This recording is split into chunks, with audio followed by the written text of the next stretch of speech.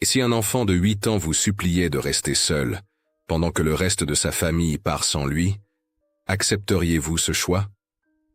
En janvier 1924, dans un petit village agricole d'Auvergne, une mère veuve voit 2 de ses enfants monter dans une charrette pour partir travailler loin de chez eux. Le troisième, le plus jeune, reste immobile dans la boue froide, serré dans un manteau trop grand. Tout le monde croit assister à une scène d'abandon, banale dans une France encore brisée par la guerre. Mais des années plus tard, lorsqu'une vieille photographie refait surface, un détail dans le regard de cet enfant soulève une question troublante. Et s'il n'avait pas été laissé derrière, mais s'il avait choisi de rester? Aujourd'hui, je vais vous raconter cette histoire dramatisada, inspirée de notre réalité, et vous comprendrez pourquoi ce choix silencieux a changé le destin d'une famille entière. Avant de commencer, si ce type d'histoires humaines et profondes vous touche, abonnez-vous à la chaîne et laissez un like. Cela nous aide énormément à continuer ce travail. Dites-nous aussi dans les commentaires de quelle ville vous nous regardez, pour montrer jusqu'où ces récits voyagent. Maintenant, entrons ensemble dans cette histoire.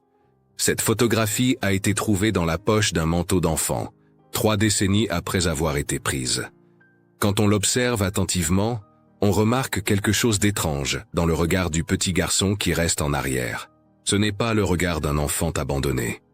C'est le regard de quelqu'un qui a fait un choix que personne ne comprenait, un choix qui lui sauverait la vie. Nous sommes en janvier 1924, dans un petit village agricole aux environs de Clermont-Ferrand, en Auvergne. La France se remet encore difficilement de la Grande Guerre. Dans ces régions rurales isolées, les cicatrices du conflit sont partout visibles. Des hommes manquent aux champs. Des veuves travaillent jusqu'à l'épuisement pour nourrir leurs enfants. Et des décisions impossibles doivent être prises chaque jour. Ce matin-là, une charrette attend dans la boue gelée. La pluie de la veille a transformé le chemin de terre en un piège glissant. 3 enfants se tiennent près du véhicule. 2 d'entre eux montent déjà à bord, leurs petits baluchons serrés contre leur poitrine. Le troisième reste immobile, les mains enfoncées dans les manches d'un manteau trop grand pour lui. Il s'appelle Lucien Roche. Il a 8 ans. Et il vient de prendre la décision la plus courageuse de sa courte vie. Sa mère, Aimée Roche, 32 ans, se tient derrière lui. Elle détourne le visage pour cacher ses larmes. Veuve depuis 1921, elle a lutté pendant 3 années pour garder ses 3 enfants ensemble. Mais la pauvreté a gagné. Les archives municipales de l'époque montrent qu'une famille de 4 personnes avait besoin d'au moins 100 francs par mois pour survivre.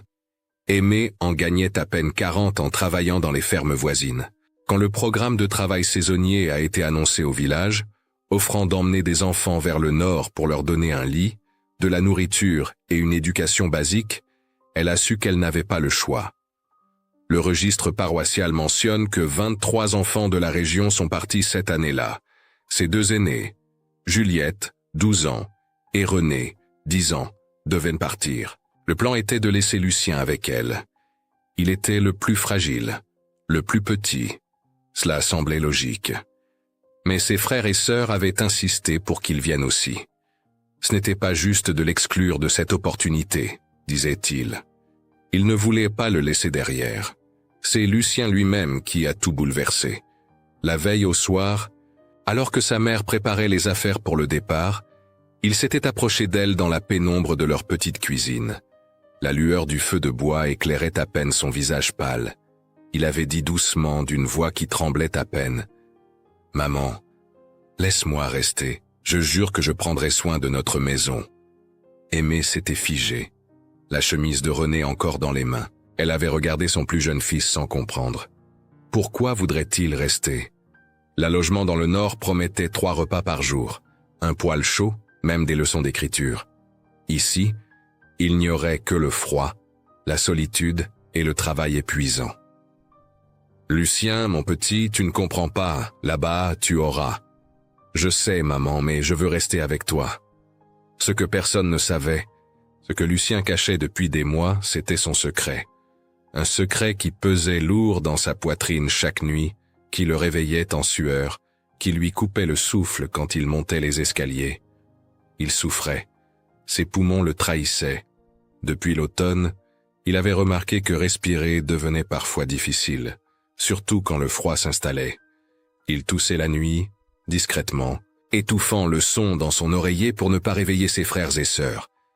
Il sentait une pression dans sa poitrine, comme si quelque chose l'écrasait de l'intérieur. Mais il n'en avait parlé à personne. Sa mère avait déjà trop de soucis. Et puis, il avait entendu les conversations des adultes au village. L'allogement dans le nord était installé dans une ancienne filature réaménagée. Les murs de pierre suintaient d'humidité. Les fenêtres ne fermaient pas bien. Le froid y était mordant, même avec le poêle central. Des rumeurs circulaient sur des enfants fragiles qui ne passaient pas l'hiver. Lucien savait qu'il ne survivrait pas là-bas, mais il savait aussi autre chose. Sa mère avait besoin que Juliette et René partent. Leur départ signifiait 2 bouches de moins à nourrir, 2 corps de moins à habiller.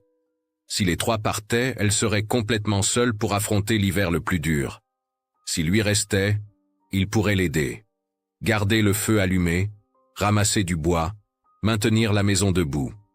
C'était sa seule chance de les protéger tous. Le matin du départ, quand Aimé avait préparé les 3 enfants, Lucien s'était cramponné au chambranle de la porte. Juliette avait essayé de le tirer vers la charrette. René l'avait supplié de venir. Mais il avait répété encore et encore, les larmes coulant silencieusement sur ses joues. « Je reste, c'est mieux comme ça. » Aimé avait pensé que c'était un caprice d'enfant, une peur passagère. Elle ne comprenait pas. Mais quelqu'un d'autre avait compris. Étienne Lavergne, 54 ans, ancien combattant de la Grande Guerre, boitait depuis Verdun. Il gagnait sa vie comme livreur et photographe amateur. Ce matin-là, il était venu prendre une photo documentaire du départ des enfants pour le registre municipal. Pendant qu'il installait son appareil, il avait observé Lucien, et il avait vu ce que personne d'autre ne voyait. Quand le garçon respirait, son thorax se soulevait irrégulièrement. L'air semblait bloqué quelque part. Étienne connaissait ce signe. Il l'avait vu dans les tranchées, chez les hommes exposés au gaz. Une respiration qui lutte, une respiration qui souffre. Il n'avait rien dit sur le moment.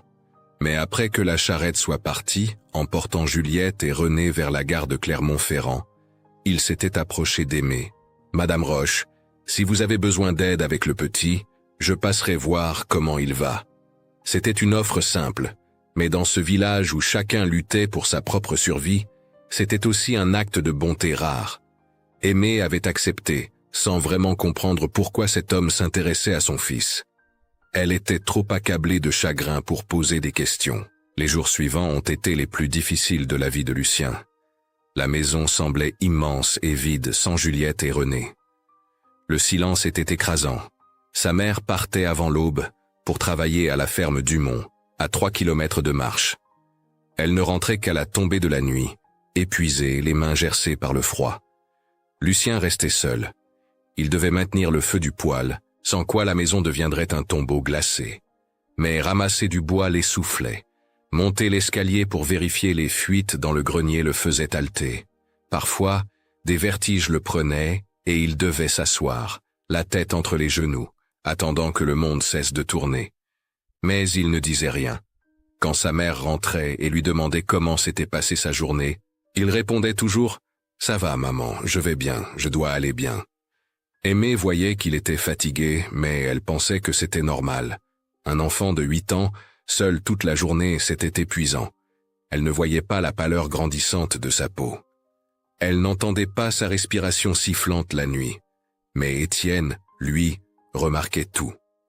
Il passait régulièrement, sous prétexte de livrer du courrier ou de vérifier si elles avaient besoin de quelque chose.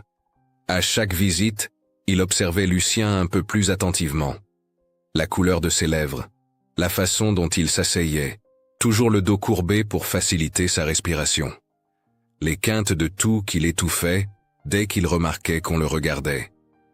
Un après-midi de décembre, alors qu'une tempête de neige commençait à s'installer sur la région, Étienne avait dit à Aimé « Il faudrait peut-être que le médecin voie le petit ». Mais Aimé n'avait pas d'argent pour un médecin. Les consultations coûtaient 5 francs, une somme qu'elle ne pouvait pas se permettre. Elle avait remercié Étienne et avait promis de surveiller Lucien de plus près. Ce qu'elle ne savait pas, c'est que le temps était compté, et que la tempête qui approchait allait tout révéler. La neige tombait maintenant sans interruption. Le village de Saint-Gervais, comme on l'appelait alors, était coupé du reste du monde. Les routes étaient impraticables. Les fermiers ne sortaient que pour s'occuper de leurs bêtes, puis rentraient se terrer près de leurs poêles. Pour comprendre pourquoi Lucien avait pris cette décision silencieuse, il faut revenir quelques mois en arrière. Il faut comprendre ce qu'était la vie dans ces villages d'Auvergne après la guerre. Les hommes manquaient. Sur les 37 foyers du village, 22 étaient dirigés par des veuves. Les registres de l'état civil montrent que la commune avait perdu 43 hommes entre 1914 et 1918. Presque tous les pères, presque tous les fils. Les femmes avaient dû apprendre à tout faire, labourer, récolter, réparer les toits, abattre les arbres, négocier avec les marchands, élever seuls leurs enfants dans une pauvreté qui ne cessait de s'aggraver. Aimé Roche avait perdu son mari, Marcel, en 1921. Pas à la guerre, mais à ses conséquences. Marcel était revenu des tranchées en 1919, mais il n'était plus le même homme. Il faisait des cauchemars. Il sursautait au moindre bruit. Il ne supportait plus d'être enfermé. Les archives médicales de l'hôpital de Clermont-Ferrand mentionnent qu'il souffrait de ce que les médecins appelaient alors névrose de guerre. En 1921, lors d'une crise particulièrement violente, il était sorti dans la nuit glacée sans manteau. On l'avait retrouvé le lendemain matin, gelé près de la rivière. Juliette, qui avait alors 9 ans, se souvenait de tout. Elle se souvenait des cris de son père. Elle se souvenait de sa mère qui pleurait en silence pour ne pas effrayer les enfants. Elle se souvenait du silence terrible qui avait suivi sa mort. René, lui, avait essayé d'oublier. Il avait 7 ans quand c'était arrivé. Il s'était réfugié dans le travail, aidant sa mère au champ, portant des charges trop lourdes pour ses petites épaules.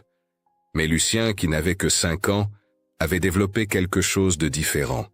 Une vigilance constante, une attention obsessionnelle à l'état de sa mère. Il observait chacun de ses gestes, chacune de ses expressions. Il guettait les signes de tristesse, de fatigue, de désespoir. Et il avait pris une décision silencieuse. Il ne serait jamais un fardeau. C'est pour ça qu'il avait caché sa maladie. Les premiers symptômes étaient apparus à l'automne 1923. Il s'était réveillé une nuit avec la sensation d'étouffer. Son cœur battait trop vite. L'air ne passait plus. Il avait eu terriblement peur, mais il s'était forcé à respirer lentement, profondément, jusqu'à ce que la crise passe. Ensuite, c'était devenu plus fréquent. Le froid aggravait tout. Monter les escaliers, porter du bois. Même rire trop fort déclenchait parfois une quinte de toux qui lui coupait le souffle. Il avait entendu parler de Madame Barbier, une voisine dont le fils était mort d'une faiblesse des poumons l'hiver précédent. Il avait 7 ans. Les gens disaient qu'il était fragile depuis toujours, que sa mère aurait dû l'envoyer dans un sanatorium, mais qu'elle n'avait pas les moyens. Lucien savait que s'il parlait de ses difficultés à respirer, sa mère s'inquiéterait. Elle chercherait un médecin. Elle dépenserait l'argent qu'elle n'avait pas. Elle se sentirait coupable de ne pas pouvoir mieux s'occuper de lui. Alors, il s'était tu. Mais le secret pesait lourd.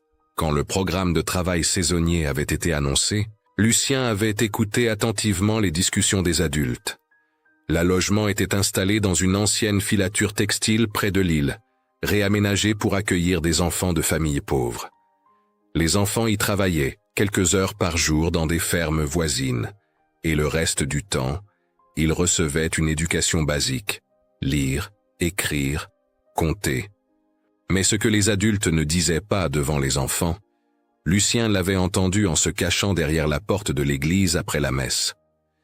Madame Giraud, dont les 2 filles étaient des parties l'année précédente, racontait à Madame Leclerc.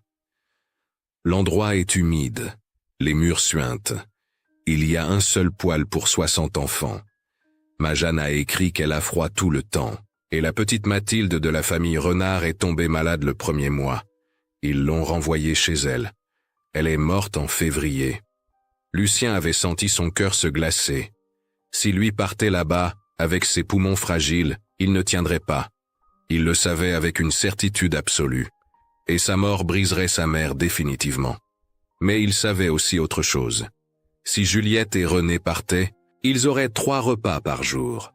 Ils apprendraient à lire et à écrire correctement. Ils enverraient peut-être un peu d'argent à leur mère. C'était une opportunité qu'ils ne pouvaient pas manquer. Le choix était donc simple. Même s'il était terrible, il devait rester. Mais il ne pouvait pas dire la vraie raison. Sa mère l'aurait gardé par inquiétude. Et alors Juliette et René auraient refusé de partir. Toute la famille aurait sombré ensemble. Il devait faire semblant que c'était son choix, son caprice, sa décision égoïste. Et c'est exactement ce qu'il avait fait. La nuit avant le départ, quand il avait dit « Laisse-moi rester, maman », elle avait cru que c'était de la peur, de l'attachement enfantin. Elle avait essayé de le raisonner, de lui expliquer combien ce serait mieux là-bas. Mais Lucien avait tenu bon. Il avait insisté, encore et encore, jusqu'à ce qu'elle cède finalement, épuisée, en larmes, ne comprenant pas pourquoi son petit dernier refusait cette chance. Ce qu'elle ne voyait pas, c'était le soulagement dans les yeux de son fils. Il venait de les sauver tous. Maintenant, dans la maison silencieuse, avec la neige qui s'accumulait dehors, Lucien devait tenir sa promesse, prendre soin de la maison, aider sa mère, rester en vie. Mais chaque jour était un combat. Le poêle était capricieux. Il s'éteignait sans prévenir, et rallumer un feu avec du bois humide prenait parfois des heures. Lucien devait souffler sur les braises, inspirer la fumée âcre qui lui brûlait les poumons, tousser jusqu'à avoir mal, puis recommencer. La réserve de bois diminuait rapidement. Il devait sortir dans le froid mordant, chercher des branches tombées, les traîner jusqu'à la maison. Chaque voyage l'épuisait un peu plus. Et puis, il y avait la solitude. Une solitude écrasante qui amplifiait chaque peur, chaque douleur. Parfois, quand une crise d'essoufflement le prenait au milieu de la nuit, il se demandait s'il avait fait le bon choix. S'il n'aurait pas mieux valu mourir là-bas, dans le nord, plutôt qu'ici, seul, dans le noir. Mais chaque fois, il pensait à sa mère, à ses frères et sœurs, et il trouvait la force de continuer. Étienne Lavergne avait tenu sa promesse. Il passait presque tous les jours, officiellement, pour vérifier si Aimé avait besoin de quelque chose, officieusement pour surveiller l'état de Lucien. Il apportait parfois un peu de pain, un morceau de fromage, des journaux pour allumer le feu plus facilement, de petites choses qui faisaient une énorme différence. Mais surtout, il observait. Un après-midi, alors qu'il aidait Lucien à couper du bois, il avait remarqué que l'enfant s'arrêtait toutes les 2 minutes, la main sur la poitrine, attendant que sa respiration se calme. « Tu as mal ?» avait-il demandé doucement. Lucien avait secoué la tête trop rapidement. « Non, non, juste un peu fatigué. » Mais Étienne n'était pas dupe. Il avait vu la pâleur de ses lèvres. Il avait entendu le sifflement subtil quand il inspirait. Il avait essayé d'en parler à Aimé. Mais elle était tellement accablée par le travail et la séparation d'avec ses 2 aînés qu'elle ne voyait pas ce qui se passait sous ses yeux. « Il va bien, monsieur Lavergne. Il est juste un peu fatigué. C'est normal. Je surveille. » Mais elle ne surveillait pas assez. Et la tempête qui approchait allait tout changer. Le 23 décembre 1924, la tempête a frappé avec une violence que personne n'avait anticipée. Les archives météorologiques de la région mentionnent que cette tempête de neige a été la pire de la décennie. Les routes ont été coupées. Les trains ont cessé de circuler. Les villages ont été isolés pendant 4 jours. Ce matin-là, Aimé était partie comme d'habitude à la ferme du Mont. Elle devait traire les vaches, nourrir les bêtes, réparer une clôture endommagée. Elle pensait revenir en milieu d'après-midi, avant que la tempête ne s'intensifie. Lucien était resté seul à la maison. Vers 10 heures, il avait remarqué que le vent soufflait plus fort que d'habitude. Les volets claquaient, la neige commençait à s'accumuler contre la porte. Il avait ajouté du bois dans le poêle, conscient qu'il devrait faire durer la réserve. À midi, la tempête s'était transformée en blizzard.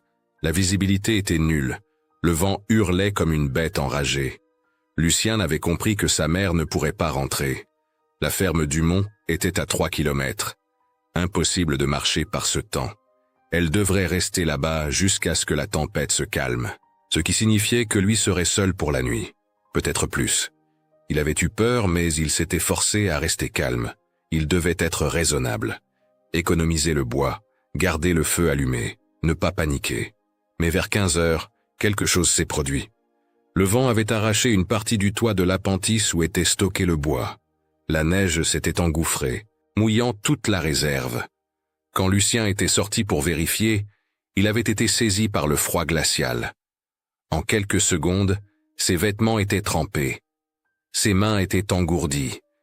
Il avait essayé de récupérer ce qu'il pouvait, traînant des bûches mouillées à l'intérieur, mais l'effort l'avait épuisé. Sa respiration était devenue laborieuse. Sa poitrine le brûlait. De retour dans la maison, tremblant de froid, il avait tenté de rallumer le poêle qui s'était éteint pendant son absence.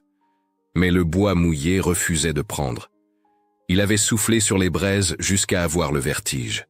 Il avait toussé jusqu'à sentir un goût métallique dans sa bouche. Finalement, après 1 heure d'efforts désespérés, il avait réussi à obtenir une petite flamme, mais elle était faible et le froid gagnait inexorablement la maison. Lucien s'était enroulé dans toutes les couvertures qu'il avait pu trouver. Il grelottait violemment. Sa respiration était devenue un râle. Chaque inspiration était une lutte. Il avait pensé à sa mère, coincée à la ferme, qui devait être folle d'inquiétude. Il avait pensé à Juliette et René, dans leur allogement du Nord, qui ne savaient même pas qu'une tempête frappait leur village natal. Et pour la première fois depuis des mois, il s'était demandé s'il allait mourir. À la ferme du Mont, Aimée était effectivement terrifiée. Elle regardait par la fenêtre le mur blanc de la tempête et pensait à son fils, seul dans la maison. Elle avait essayé de partir à plusieurs reprises, mais Monsieur Dumont l'avait retenue de force. « Aimée, vous n'y arriverez pas. Vous allez mourir en chemin. Le petit est à l'abri. Il a du bois. Il sait allumer le feu. Il va tenir. » Mais elle savait que quelque chose n'allait pas. Une intuition maternelle, viscérale, qui lui serrait le cœur. Elle sentait que Lucien avait besoin d'elle. Elle priait silencieusement, les mains jointes, suppliant Dieu de protéger son enfant. Pendant ce temps, à seulement 1 kilomètre de là, Étienne Lavergne se battait contre la tempête. Il avait décidé de vérifier si Lucien allait bien. Quelque chose lui disait que l'enfant était en danger. Il connaissait les signes d'une respiration défaillante. Il savait que le froid et l'effort pouvaient déclencher une crise mortelle. Malgré sa jambe blessée qui le faisait souffrir atrocement dans le froid, il avançait péniblement dans la neige qui lui arrivait aux genoux. Le vent le poussait en arrière. La visibilité était presque nulle. Plusieurs fois, il avait failli abandonner. Mais il continuait, parce qu'il avait perdu trop d'hommes dans les tranchées, parce qu'il ne pouvait pas laisser un enfant mourir seul. Quand il était enfin arrivé devant la maison des Roches, il avait vu la fumée faible qui sortait de la cheminée, signe que le feu était presque éteint. Il avait frappé à la porte. Pas de réponse. Il avait frappé plus fort. Crié le nom de Lucien. Toujours rien. Son cœur s'était glacé. Il avait essayé d'ouvrir. La porte était verrouillée de l'intérieur. Il avait regardé par la fenêtre, mais la vitre était couverte de givre. Sans hésiter, il avait donné un coup d'épaule dans la porte. Le bois avait craqué. Un deuxième coup. La serrure avait cédé. À l'intérieur, la température était à peine au-dessus de 0. Le poêle fumait faiblement, presque éteint, et sur le sol, près du tas de couvertures, Lucien était étendu, immobile. Étienne s'était précipité. L'enfant respirait encore, mais sa respiration était terrible, un sifflement aigu désespéré. Ses lèvres étaient bleues, son corps était glacé. « Lucien! Lucien! Reste avec moi !» Il l'avait pris dans ses bras. Le petit corps était si léger, si fragile. Il l'avait enveloppé dans son propre manteau, avait ravivé le feu avec les dernières bûches sèches qu'il avait trouvées. Mais il savait que ce n'était pas suffisant. Lucien avait besoin d'un médecin, tout de suite. La décision était impossible. Le ramener chez lui, c'était le sortir dans le froid mortel. Le laisser ici, c'était le condamner. Étienne avait pris sa décision en quelques secondes. Il avait enveloppé Lucien dans toutes les couvertures disponibles, l'avait serré contre sa poitrine et s'était lancé dans la tempête. Le voyage jusqu'au cabinet du docteur Moreau avait été un cauchemar. Chaque pas était une torture. Sa jambe blessée hurlait de douleur. Le vent les frappait violemment. Plusieurs fois, il avait trébuché, manquant de tomber. Mais il tenait Lucien contre lui, sentant le souffle faible de l'enfant contre son cou, et il continuait. Quand il avait enfin atteint la maison du médecin, il avait tambouriné à la porte avec toute la force qui lui restait. Le docteur Moreau, homme de 60 ans qui avait vu passer toutes les misères de la région, avait ouvert immédiatement. Il avait compris la situation en un regard. « Entrez, vite !» Il avait examiné Lucien pendant qu'Étienne s'effondrait sur une chaise, épuisé, trempé, tremblant. Le diagnostic était tombé comme un coup près. Bronchopathie chronique aggravée par exposition sévère au froid. Ses poumons sont enflammés. S'il était resté 1 heure de plus dans cette maison glacée, il ne s'en serait pas sorti. Puis le médecin avait ajouté quelque chose qui avait glacé Étienne. Cet enfant est malade depuis des mois. Peut-être 1 an, il cache sa condition depuis longtemps. Étienne avait regardé le petit visage pâle de Lucien, maintenant endormi grâce à un calmant que le médecin lui avait administré, et il avait compris. L'enfant qui avait supplié de rester. L'enfant qui prétendait aller bien alors qu'il suffoquait. L'enfant qui se sacrifiait en silence pour protéger sa famille. Docteur, s'il était parti dans le Nord avec ses frères et sœurs. Le médecin avait secoué la tête gravement. Il ne serait jamais arrivé à Noël. Les conditions là-bas, pour un enfant avec ses poumons fragiles, c'était une condamnation à mort. La vérité était là, brutale, déchirante. Lucien n'était pas resté par caprice.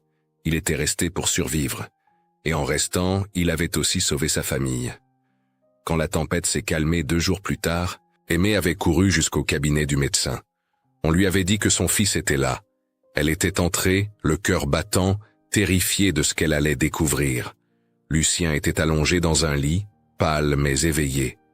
Le docteur Moreau se tenait à côté de lui, et Étienne était assis sur une chaise, gardant l'enfant comme un ange gardien épuisé. Aimée s'était effondrée au pied du lit, secouée de sanglots. « Mon petit, je suis désolé, je suis tellement désolé. » C'est alors que le médecin lui avait expliqué. Tout. La maladie cachée. Le choix silencieux de Lucien de rester pour ne pas mourir dans le Nord. Le courage incroyable de cet enfant de 8 ans qui avait compris ce que les adultes ne voyaient pas. Aimée avait regardé son fils, et tout s'était éclairé d'un coup. Les refus de partir, la fatigue constante, les quintes de tout étouffer, tout prenait sens. « Tu savais » avait-elle murmuré, la voix brisée. « Tu savais que tu ne pouvais pas partir. » Lucien avait hoché la tête faiblement. « Je voulais pas que tu t'inquiètes, maman. Je voulais que Juliette et René aillent là-bas. Ils ont besoin d'apprendre. Ils ont besoin de manger. Moi, je devais juste rester vivant. » Aimée l'avait serré dans ses bras, sanglotant contre sa petite épaule, réalisant que son enfant le plus fragile était peut-être le plus fort de tous. Les semaines qui ont suivi ont été un mélange de soulagement et de culpabilité pour Aimée. Le docteur Moreau avait prescrit un traitement simple mais coûteux, repos, chaleur, et un sirop à base de plantes médicinales pour calmer l'inflammation des poumons. Il avait aussi recommandé que Lucien ne soit jamais laissé seul dans le froid. Aimée avait dû réorganiser toute sa vie. Elle avait négocié avec Monsieur Dumont pour travailler moins d'heures, mais garder un salaire minimum.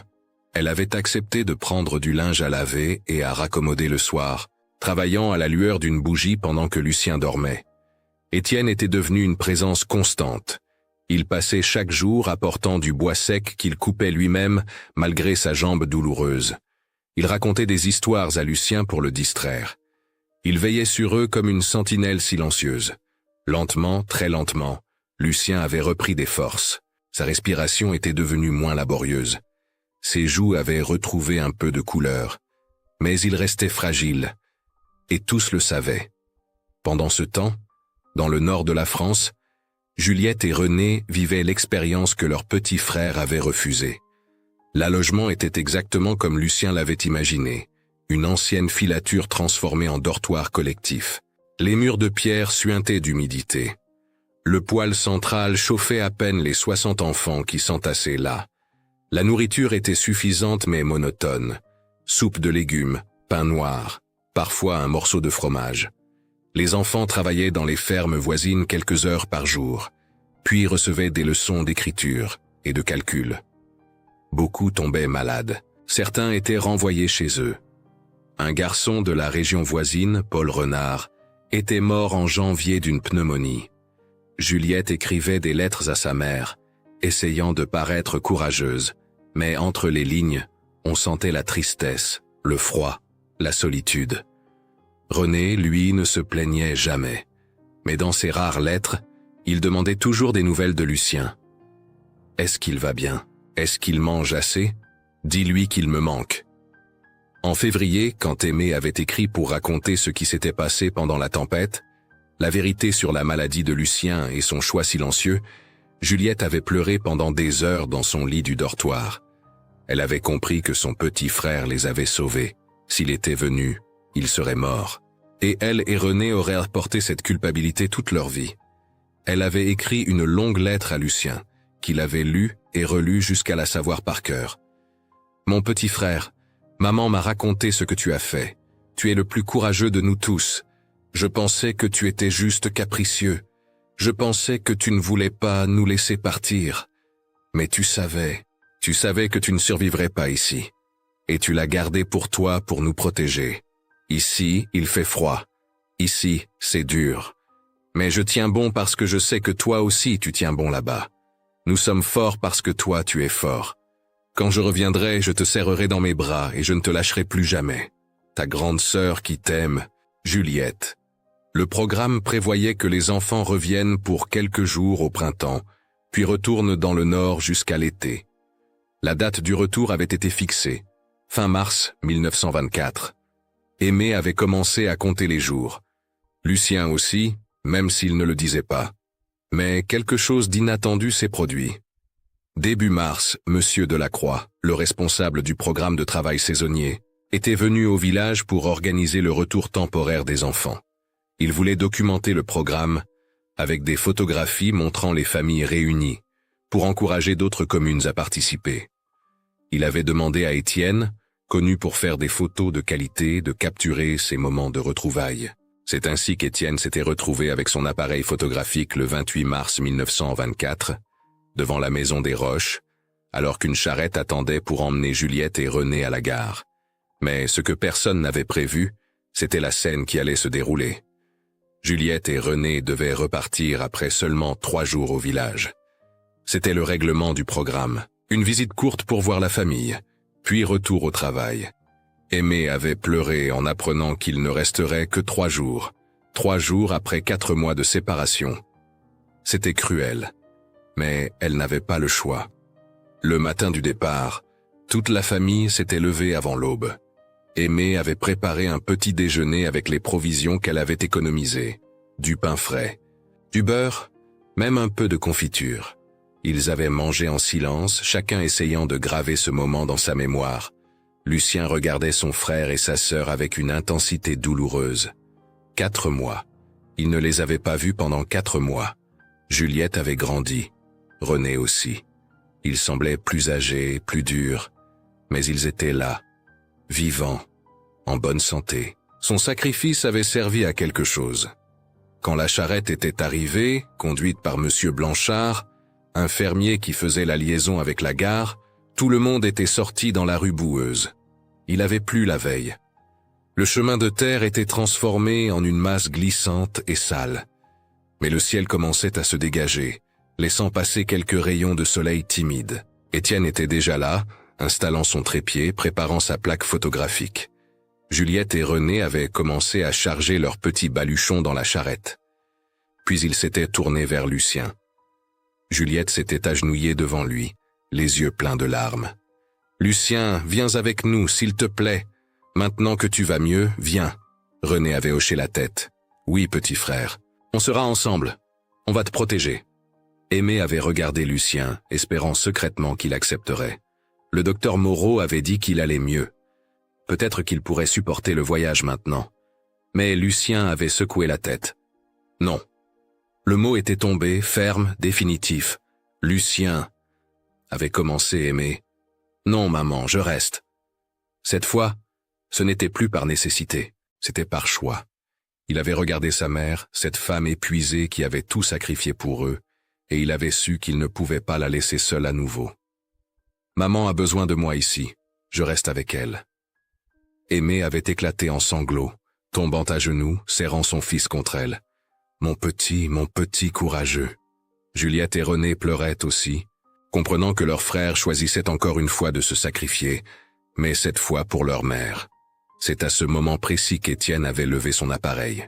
Il voyait la scène à travers son viseur. Juliette et René dans la charrette, regardant en arrière. Aimée debout derrière Lucien, les mains sur ses épaules, le visage détourné pour cacher ses larmes. Et Lucien, petit, fragile, dans son manteau trop grand, les mains enfoncées dans les manches, regardant fixement l'objectif.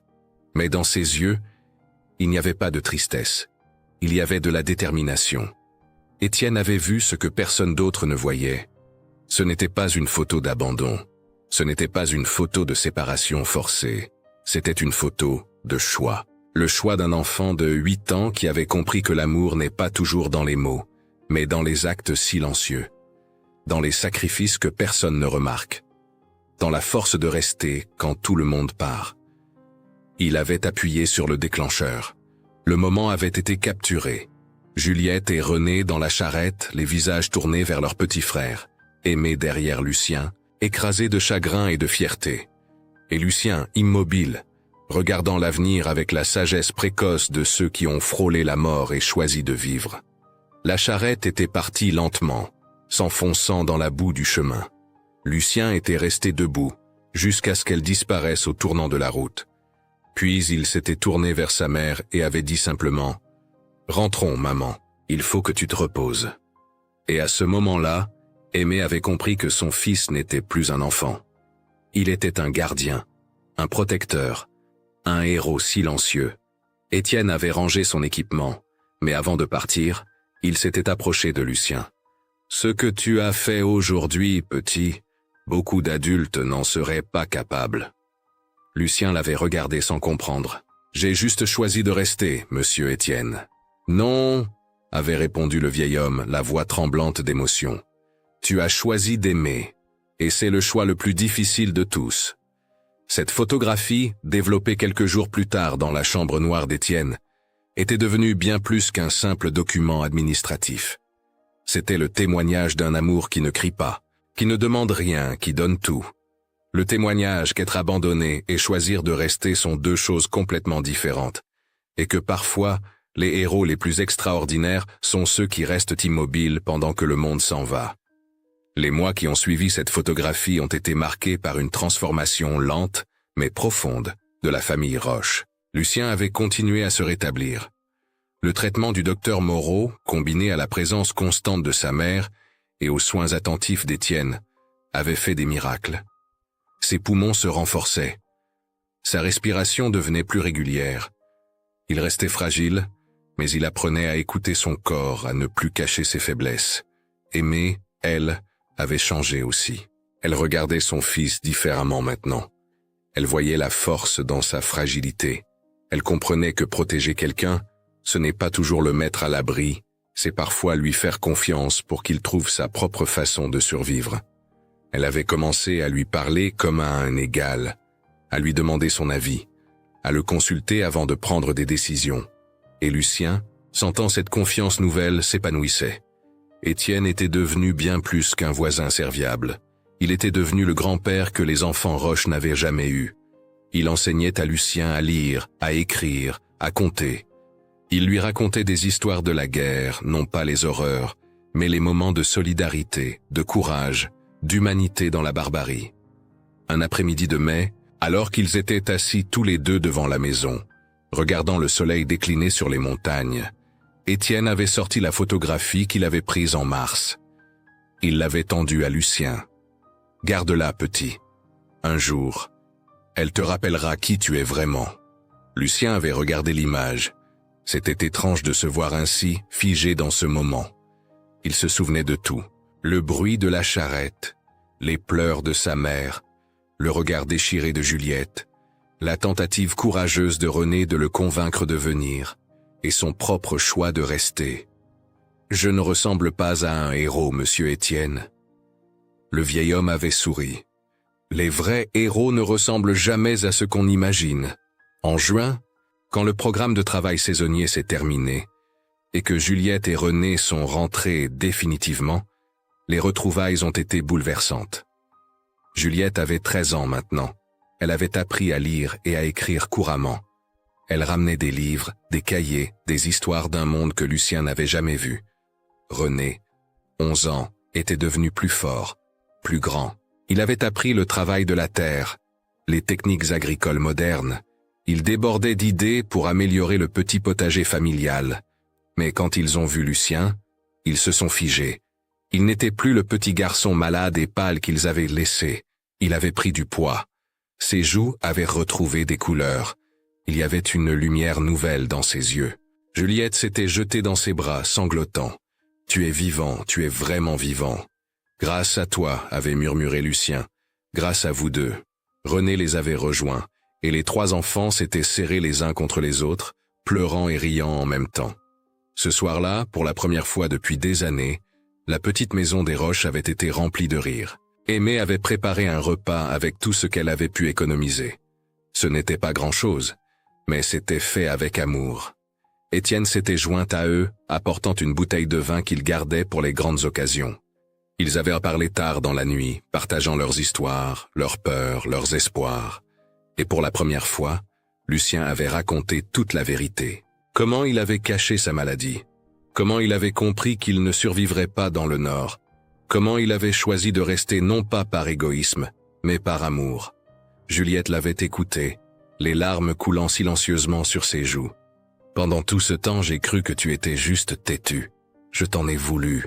Je me disais que tu gâchais ta chance.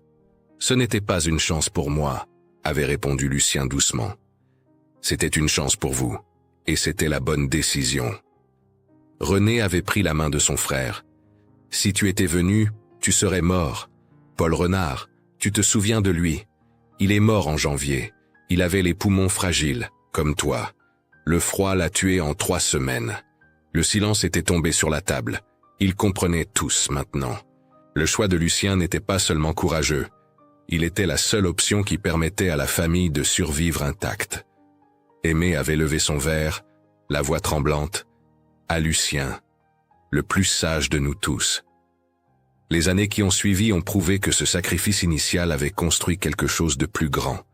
Juliette, grâce à l'éducation reçue dans le Nord, était devenue institutrice. Elle enseignait aux enfants du village et des environs. Elle gagnait un salaire modeste mais régulier qui aidait toute la famille. René avait appris des techniques agricoles modernes qu'il appliquait au petit terrain familial. Les récoltes s'amélioraient. Il vendait les surplus au marché. Lucien, malgré sa fragilité persistante, était devenu l'assistant d'Étienne. Il avait appris la photographie, le développement des plaques, l'art de capturer les moments importants. Il avait découvert qu'il avait un œil particulier pour voir au-delà des apparences. En 1927, quand Étienne était devenu trop vieux pour continuer, c'est Lucien, à 11 ans seulement, qui avait repris son appareil photographique et commencé à documenter la vie du village.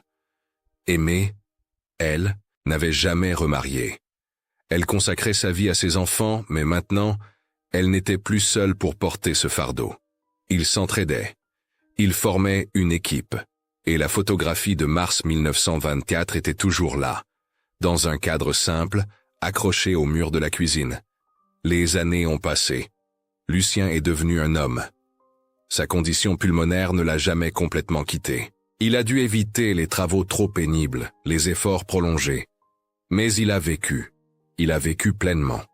En 1940, quand la Seconde Guerre mondiale a éclaté, Lucien, maintenant âgé de 24 ans, n'a pas pu être mobilisé à cause de ses poumons.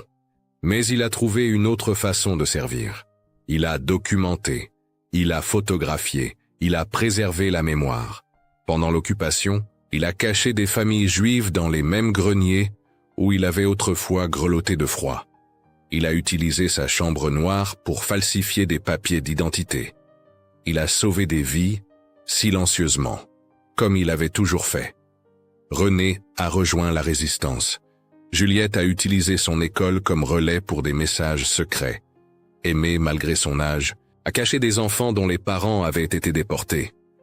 La famille Roche, qui avait survécu à la pauvreté par des choix impossibles, a survécu à la guerre par le même courage silencieux. Après la guerre, Lucien a épousé une jeune femme du village voisin, Marie. Ils ont eu 3 enfants. Il leur a transmis cette leçon essentielle, que l'amour n'est pas dans les grands gestes, mais dans les petits choix quotidiens de rester, de protéger, de tenir bon. Étienne est décédé en 1951, à l'âge de 81 ans. Avant de mourir, il a donné à Lucien tous ses négatifs, toute sa collection de photographies. « Tu sais voir ce que les autres ne voient pas », avait-il murmuré sur son lit de mort. « Continue à regarder. Continue à témoigner. » Juliette a enseigné jusqu'à sa retraite en 1970. René a cultivé la terre jusqu'à ce que l'arthrite rende ses mains inutiles. Aimé a vécu jusqu'en 1963, entouré de ses enfants, petits-enfants et arrière-petits-enfants. Et Lucien? Il a continué à photographier la vie, les moments oubliés, les gens invisibles, jusqu'à sa mort en 1998, à l'âge de 82 ans. Avant de mourir, il a demandé à sa petite fille, Claire, de venir le voir. Il lui a donné la photographie de 1924. Claire, écoute-moi bien. Cette photo, ce n'est pas juste une image. C'est une leçon.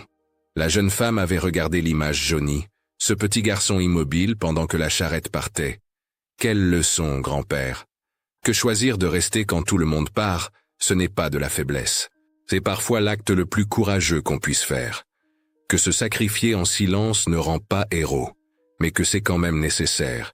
Et que l'amour, le vrai amour, c'est parfois laisser partir ceux qu'on aime pour qu'ils vivent mieux, même si ça nous déchire. Il avait souri faiblement. J'ai choisi de rester ce jour-là parce que c'était la seule façon de nous sauver tous, et je le referai sans hésiter. Claire garde encore cette photographie aujourd'hui. Elle ne l'a jamais donnée à un musée, malgré les demandes. Elle ne l'a jamais vendue, malgré les offres. Elle la garde dans sa maison, à Clermont-Ferrand, dans un cadre simple, au-dessus de la cheminée. Parfois, quand la vie devient difficile, quand les choix semblent impossibles, elle regarde ce petit garçon de 8 ans dans son manteau trop grand, et elle se rappelle que nous avons tous, à un moment ou un autre, le choix de partir ou de rester, et que parfois, rester est le choix le plus héroïque.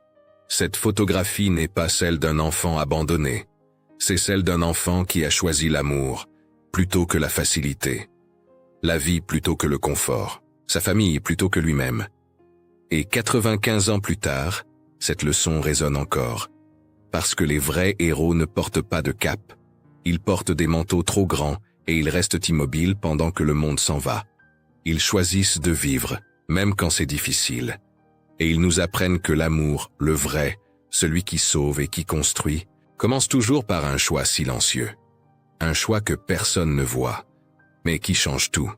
À travers l'histoire de Lucien, nous apprenons qu'il n'est pas toujours facile de comprendre les choix des autres. Parfois, l'amour véritable ne se manifeste pas par de grands gestes, mais par des actions silencieuses, qui visent à protéger ceux que l'on aime. Le courage n'est pas toujours visible, et souvent, il se cache dans les petites décisions que l'on prend chaque jour pour le bien de ceux qui nous entourent. Qu'est-ce qui, selon vous, définit un véritable sacrifice? Avez-vous déjà dû prendre une décision difficile pour protéger quelqu'un que vous aimez? Que feriez-vous si vous deviez choisir entre votre propre sécurité et celle de vos proches? Si vous êtes resté jusqu'à la fin de cette histoire, écrivez « choix silencieux » dans les commentaires pour nous faire savoir que vous avez pris le temps de réfléchir à ce récit. Dites-nous aussi de quelle ville vous venez, et si vous avez une histoire inspirante de votre famille ou des anciens de votre village, partagez-la avec nous. Votre histoire pourrait inspirer nos futurs épisodes. N'oubliez pas de vous abonner à la chaîne, de liker cette vidéo, d'activer la cloche de notification pour ne rien manquer, et de partager ce contenu avec ceux qui en ont besoin. Regardez les vidéos suivantes en cliquant sur le card qui apparaît à la fin. Merci de faire partie de cette communauté.